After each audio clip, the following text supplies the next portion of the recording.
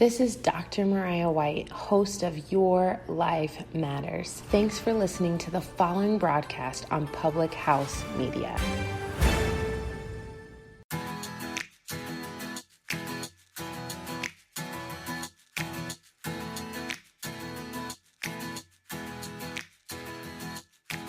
Hello, my friend.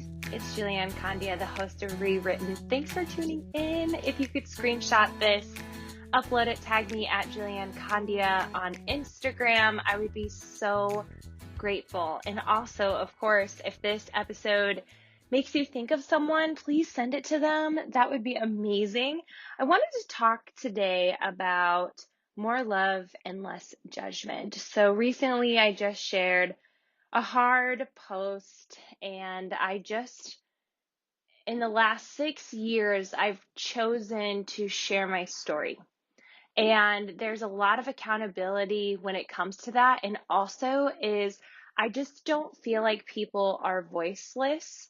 They do have a voice. And I feel like when I share my story, it allows people to speak up and it allows people to be seen and heard.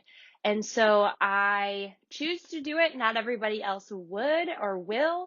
I just have a bigger picture in mind with it.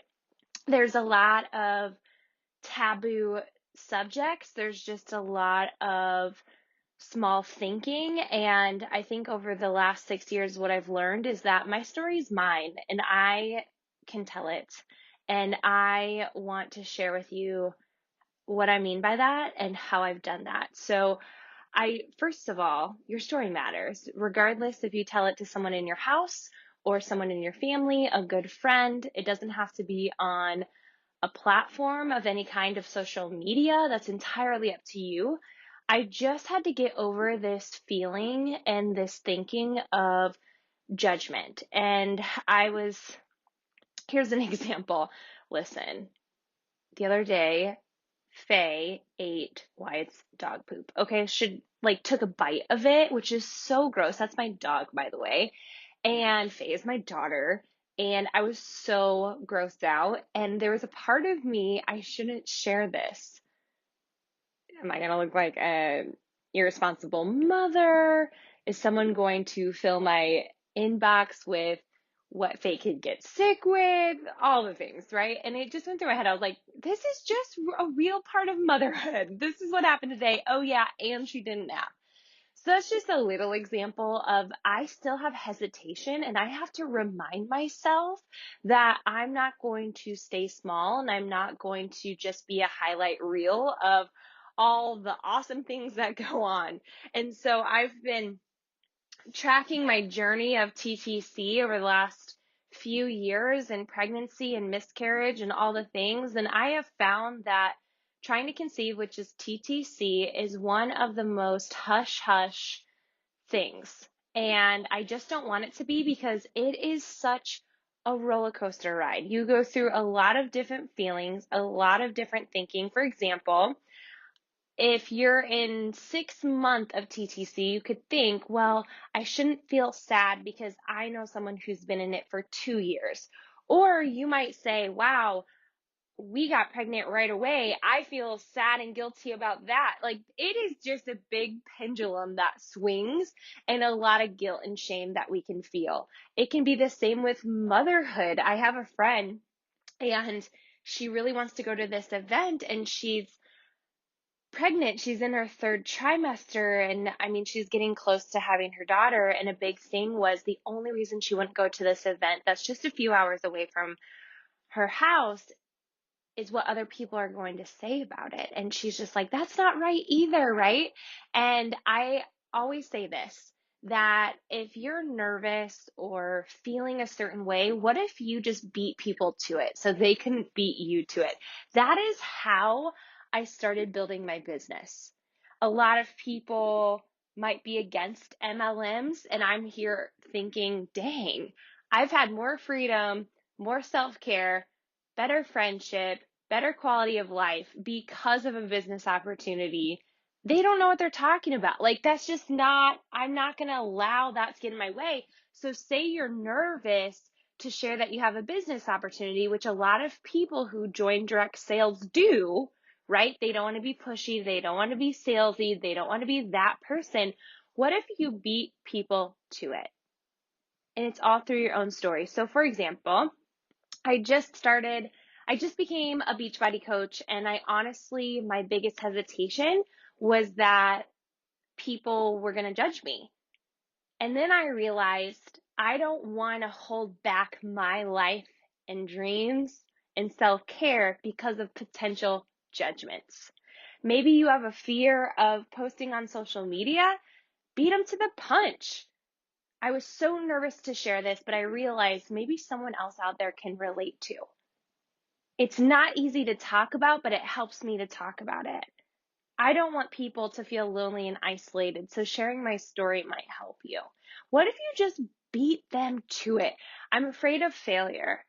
I'm so afraid that I am going to waste money. So what I'm going to choose to do is document my journey and my progress along the way to keep me more accountable. I just can't be held back by my own fears and insecurities. By the end of our lives, we're not going to worry about who judged us and who didn't. We're going to think about, this is Brendon Burchard, did I live? Did I love? Did I matter? So friend, first and foremost, we need more love and less judgment of ourselves. That's a huge one, right? Where, wow, are we holding back our potential because we're afraid of what other people are going to say or do? Listen, people are going to talk regardless.